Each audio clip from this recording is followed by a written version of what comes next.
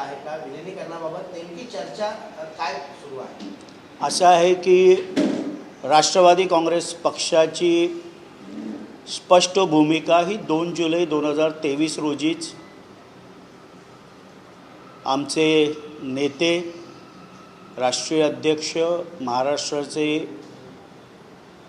लाडके उपमुख्यमंत्री अजितदादा पवार यांनी ज्या वेळेला तो निर्णय घेतला त्यावेळेलाच आम्ही केंद्रातील लोकप्रिय पंतप्रधान नरेंद्र मोदी साहेबांच्या नेतृत्वाखाली असलेलं NDA आणि महाराष्ट्रामध्ये महायुतीच्या सरकारमध्ये सामील झालो। ती भूमिका आमची कालही होती, आजही आहे, उद्याही असणार आहे। ज्यांना ह्या भूमिकेशी समरस होऊन विलिनीकरणाची घाई लागली आहे त्यांना आपली भूमिका पहिले स्पष्ट करावी लागेल। राष्ट्रवादी काँग्रेस पक्षाकडनं विलिनीकरणाबाबत आमचे राष्ट्रीय कार्याध्यक्ष खासदार प्रफुल्ल पटेल साहेब, प्रांताध्यक्ष खासदार सुनील तटकरे साहेब, त्याचप्रमाणे राज्याच्या उपमुख्यमंत्री व राष्ट्रवादी काँग्रेस पक्षाच्या विधिमंडळातील नेत्या उपमुख्यमंत्री सुनेत्राताई पवार, राष्ट्रवादीचे ज्येष्ठ नेते छगन भुजबळ साहेब, हसन मुश्रीफ साहेब, दिलीप वळसे पाटील साहेब, धनंजय मुंडेजी, ही सगळी लोक मिळून विलिनीकरणाबद्दल चर्चा करतील। जो काही निर्णय वरिष्ठ पातळीवर होईल तो माझ्यासारखा कार्यकर्त्यांना मान्य असेल। आता जितेंद्र आव्हाडांनी काय भूमिका घ्यावी हा राष्ट्रवादी काँग्रेस पार्टी शरदचंद्र पवार गटाचा तो निर्णय असेल। आमची भूमिका ही कालही केंद्रामध्ये NDAमध्ये, महाराष्ट्रामध्ये महायुतीमध्ये अशा प्रकारची स्पष्ट आहे। सर, शरद पवार यांची जी खासदारकी आहे ती एप्रिल महिन्यापर्यंत त्यांचा कार्यकाळ संपत आलेला आहे। दुसरीकडे असं म्हटलं जातं की जी राज्यसभा आता रिक्त होते राष्ट्रवादीची त्या ठिकाणी शरद पवारांना संधी दिली जावी। मात्र संजय राऊत असं म्हणत आहेत की महाविकास आघाडीकडे तेवढं पुरेसं संख्याबळ आहे जे संख्याबळ शरद पवारांना खासदारकी देखील नाव समोर असं आहे की राष्ट्रवादी काँग्रेस पक्ष अजूनही जो दुःखाचा डोंगर आमच्यावर कोसळला आहे, आमचं दैवत आदरणीय अजितदादा पवार साहेबांच्या आमच्यातनं ते अचानकपणे निघून गेले, या दुःखातनं आम्ही सावरलेलो नाही। त्यामुळे राज्यसभेवर कोणी जायचं, कोणाची वर्णी लागेल याबाबतची चर्चा पक्षामध्ये योग्य वेळेला वरिष्ठ पातळीवर होईल।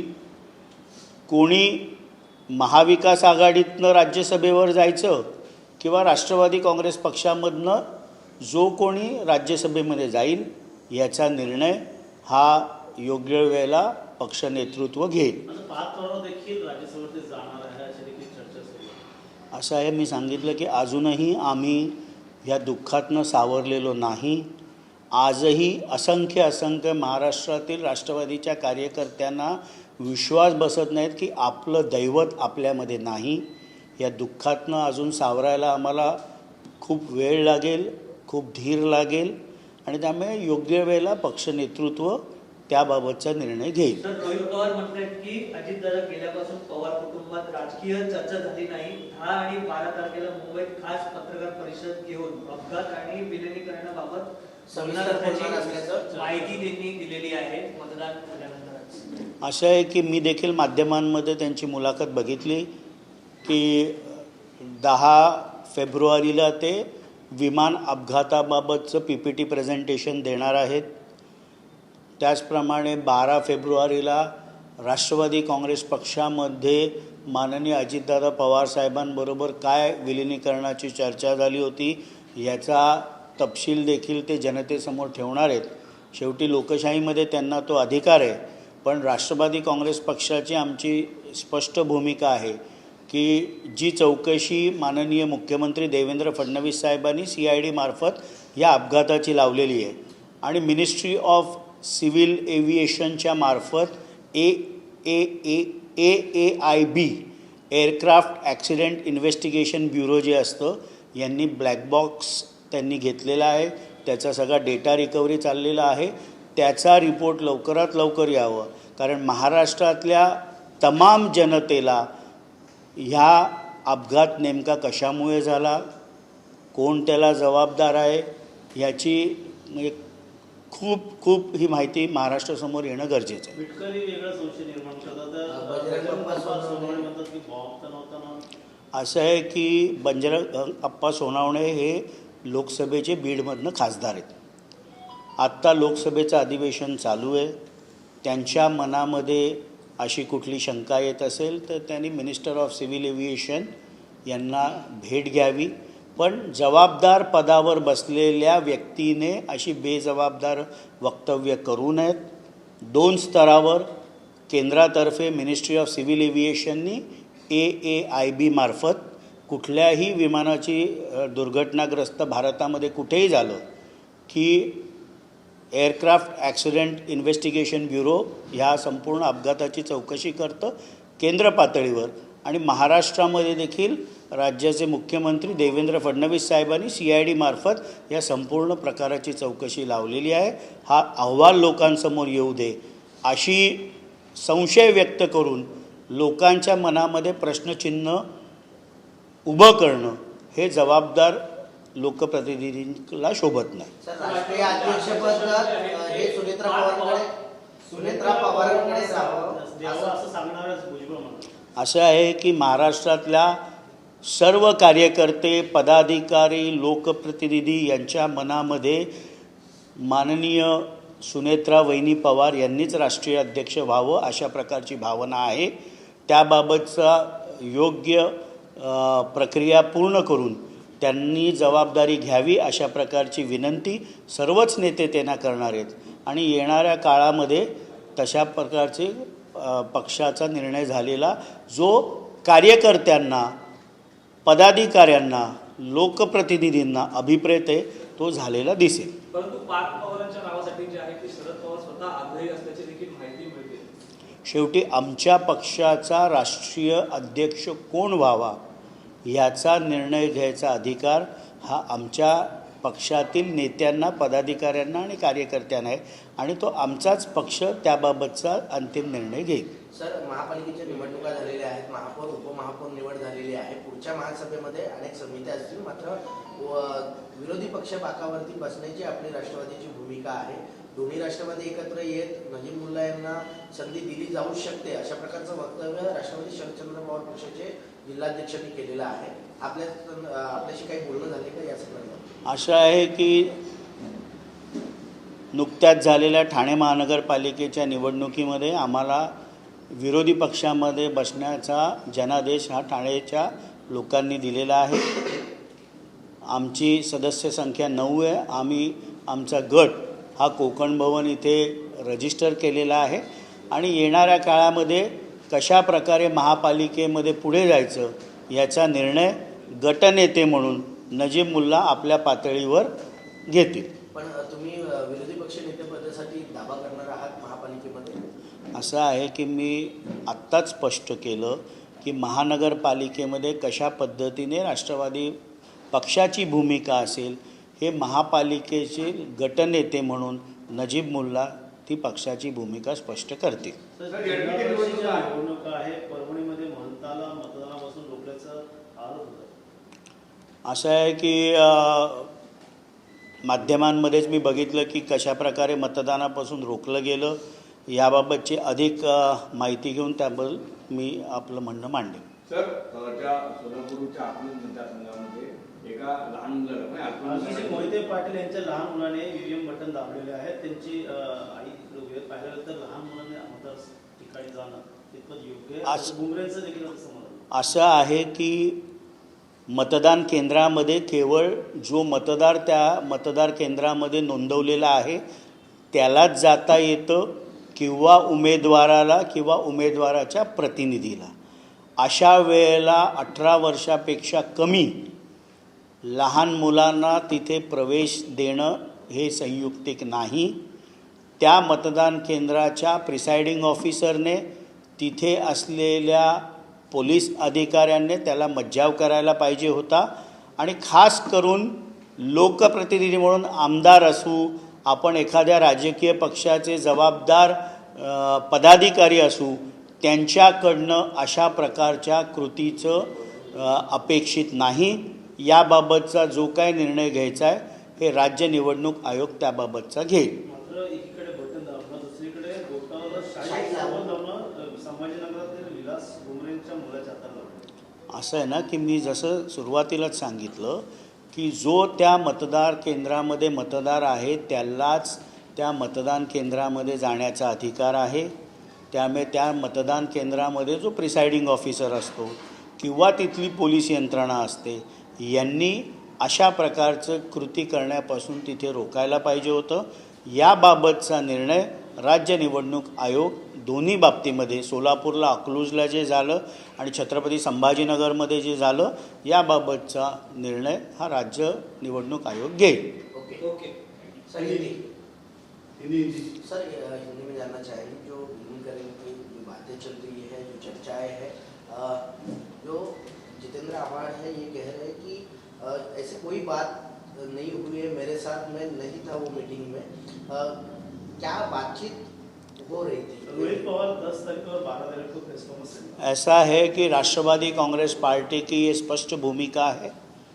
हम केंद्र में लोकप्रिय पंतप्रधान नरेंद्र मोदी जी के नेतृत्व में एनडीए में हम सत्ता में शामिल हैं.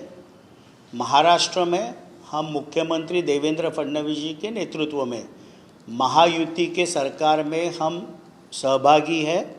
और ये भूमिका आज नहीं 2 जुलाई 2023 को ही हमारे नेता महाराष्ट्र राज्य के उपमुख्यमंत्री अजीतदादा पवार साहब ने ये स्पष्ट की थी और वो भूमिका हमारी तब भी थी, आज भी है और कल भी रहेगी. जिनको विलीनीकरण करना है उन्हें अपनी भूमिका स्पष्ट करनी पड़ेगी. हमारे पक्ष की ओर से जब भी विलीनीकरण की चर्चा होगी तब हमारे राष्ट्रीय कार्याध्यक्ष सांसद प्रफुल्ल पटेल साहब, हमारे प्रांत के अध्यक्ष सांसद सुनील तटकरे साहब, हमारी राज्य की उपमुख्यमंत्री और जो विधिमंडल की गट की हमारी नेता है सुनेत्रा ताई पवार, हमारे वरिष्ठ नेता छगन भुजबल जी, दिलीप वळसे पाटिल साहब, हसन मुशर्रफ जी और धनंजय मुंडे जी, विलीनीकरण की जब भी चर्चा होगी तब इस बारे में वरिष्ठ स्तर पर इसकी चर्चा होगी. जिस प्रकार से देखा जाए रोहित पवार एक ही बात कह रहे हैं कि अभी मैं कुछ नहीं कहूँगा, 10 या 12 तारीख को एक पत्रकार परिषद होगी, उसमें मैं जो कुछ सच है वो मैं जनता के सामने लाऊंगा. माध्यमों में मैंने सुना कि 10 तारीख को वो जो विमान दुर्घटना हुई जिसमें महाराष्ट्र ने एक लोकप्रिय उपमुख्यमंत्री को खोया अजीतदादा पवार साहब, जिसके दुख से अभी तक हम राष्ट्रवादी कांग्रेस पार्टी हो या महाराष्ट्र की जनता हो उभरी नहीं है. उस बारे में वो कोई प्रेजेंटेशन लेके दुर्घटना के बारे में वो बात करने वाले हैं और 12 तारीख को विलीनीकरण के बारे में जो चर्चा अजीतदादा पवार से हुई थी उसके बारे में वो करने वाले हैं. जब इस बारे में वो बात करेंगे तब राष्ट्रवादी कांग्रेस पार्टी उस पर अपनी प्रतिक्रिया जरूर देगी. सर जिस प्रकार से अजीतदादा पवार जी का देहांत हुआ उसके बाद राष्ट्रीय अध्यक्ष कौन होगा इसके ये भी चर्चाएं की जा रही हैं. भुजबल जी का ऐसा मानना है कि सुनेत्रा पवार जी ने ही राष्ट्रीय अध्यक्ष का पदभार स्वीकार किया. ऐसा है कि महाराष्ट्र के तमाम हमारे कार्यकर्ता, पदाधिकारी, लोक प्रतिनिधि, इन सभी के मन में आदरणीय सुनेत्रा ताई पवार ही राष्ट्रीय अध्यक्ष बने, ये जनभावना है. इस बारे में जल्द ही राष्ट्रीय अध्यक्ष पद की धुरा वो संभाले, इस प्रकार की विनंती पार्टी के सभी वरिष्ठ नेता करेंगे और आने वाले दिनों में जल्दी ये निर्णय हो जाएगा. उपमुख्यमंत्री पद पे तो सुनेत्रा जी पवार जी ने तो शपथ ली है, लेकिन जो अजीतदादा पवार जी के पास जो पद थे वो नहीं दिए गए, ऐसा सवाल जो है संजय राउत ने किया है. जो फाइनेंस मिनिस्ट्री है वो उनके पास रहनी चाहिए, इसके ऊपर मुख्यमंत्री क्यों चुप है, ऐसे भी सवाल उन्होंने किया है. ऐसा है कि किस मंत्री को किस विभाग या कौन सा विभाग दिया जाए ये निर्णय माननीय मुख्यमंत्री जी का रहता है और इस बारे में हमारी पार्टी माननीय मुख्यमंत्री साहब से ज़रूर चर्चा करेंगी. बेहतर होगा कि संजय राउत जी अपने पार्टी के बारे में लगातार पूरे महाराष्ट्र के चुनावों में, चाहे वो नगरपालिका नगर पंचायतों के हुए, महानगर पालिकाओं के हुए और अब जिला परिषद के आज मतदान हो रही है। इन सारे चुनावों में लगातार शिवसेना उबाठा की जो पीछे हट हो रही है, इस बारे में वो चिंतन करे तो उनके पार्टी के लिए वो बेहतर होगा। जिस प्रकार से शरद पवार जी का जो सांसद पद है राज्यसभा का, वो अप्रैल में उनका कार्यकाल जो है खत्म हो रहा है। जो आपके पास राज्यसभा का एक रिक्त पद है वो उन्हें दिया जाए, या फिर उस पद पे पार्थ पवार का नाम चर्चा में है, वो उसी को लेके संजय राउत ऐसे कह रहे हैं कि महाविकास आघाड़ी के पास या इंडिया अलायंस के पास उतनी संख्या बल है जो राज्यसभा में शरद पवार जी को सांसद चुन कर रहे हैं। संजय राउत जी को इंडिया अलायंस के बारे में ही ज़्यादा रुचि लेनी चाहिए। राष्ट्रवादी कांग्रेस पार्टी योग्य समय आने पर राज्यसभा में किसे भेजना है उस बारे में निर्णय लेगी। संजय राउत जी की सलाह की ज़रूरत राष्ट्रवादी कांग्रेस पार्टी को नहीं है। सुमित्रा पवार यांना अर्थखातं नाही मिळालं, त्याबाबत मुख्यमंत्री बोलले पाहिजे असं देखील संजय राऊत. असं आहे की कुठल्या मंत्र्याला कुठलं खातं द्यावं हा सर्वस्वीपणे मुख्यमंत्र्यांचा अधिकार असतो आणि याबाबतची चर्चा ही राष्ट्रवादी काँग्रेस पक्ष ही माननीय मुख्यमंत्र्यांशी नक्की करेल। संजय राऊतांनी याच्यामध्ये नाक खुपसायची काहीही गरज नाही। सर, मुंबई महानगरपालिका संदर्भात आता महापौर पदाच्या नावाची घोषणा झालेली आहे, उपमहापौर पदाची घोषणा झालेली आहे। रितू तावडे आणि संजय घाडी हे उपमहापौर असतील शिवसेनेकडून, आणि गेल्या अनेक वर्षांपासून शिवसेनेचा महापौर होता, आता कुठेतरी भाजपचा महापौर, महायुतीचा महापौर बघायला मिळतो। असं आहे की मुंबईच्या जनतेने महायुती म्हणून भारतीय जनता पार्टी आणि शिवसेनेला कौल दिला। सर्वात जास्त नगरसेवक हे भारतीय जनता पार्टीचे निवडून आले, त्यामुळे भारतीय जनता पार्टीचा महापौर तिथे होतोय, शिवसेनेचा उपमहापौर होतोय। लोकशाहीमध्ये ज्याच्या मागे बहुमत असतं त्याचा महापौर आणि उपमहापौर होतो, त्याप्रमाणेच भारतीय जनता पार्टीचा महापौर आणि शिवसेनेचा उपमहापौर हा मुंबई महापालिकेमध्ये होतोय। ओके, मराठी नाम मराठीत म्हणत होता की संजय राऊतांचं असं म्हणणं आहे की सुनेत्रा पवार यांना योग्य ती खाती दिली गेली संजय राऊतांनी तुमच्या पक्षाची वात आहात तो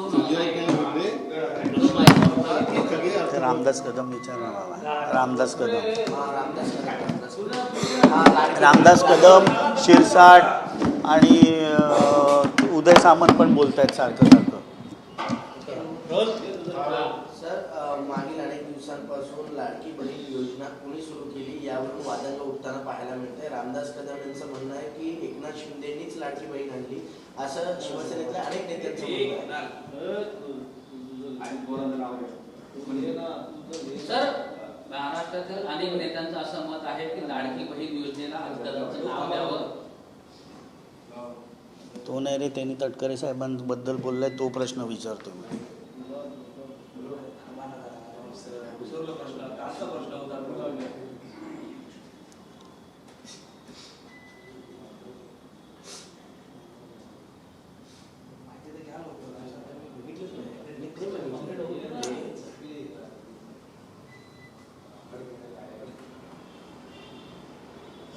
बीडचे महंत सगळे शरद पवारांच्या भेटीला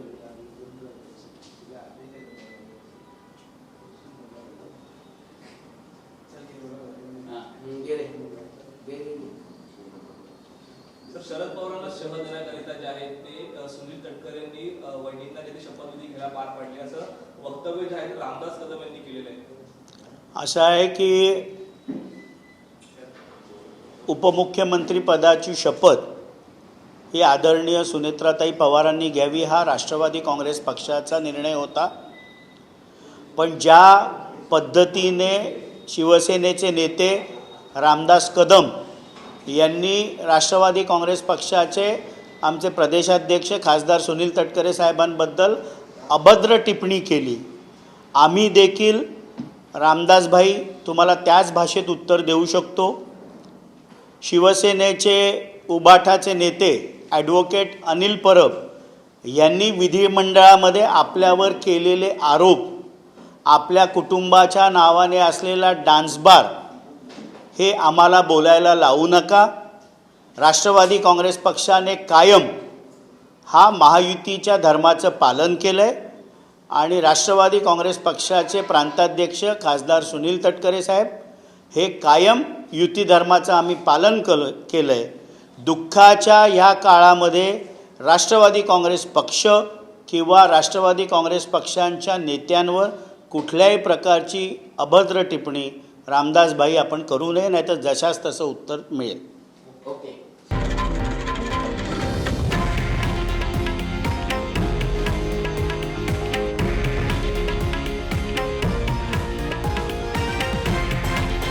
हे आहे देशातील नंबर 1 न्यूज नेटवर्क आणि आपण पाहत आहात TV9 मराठी, एकमेव.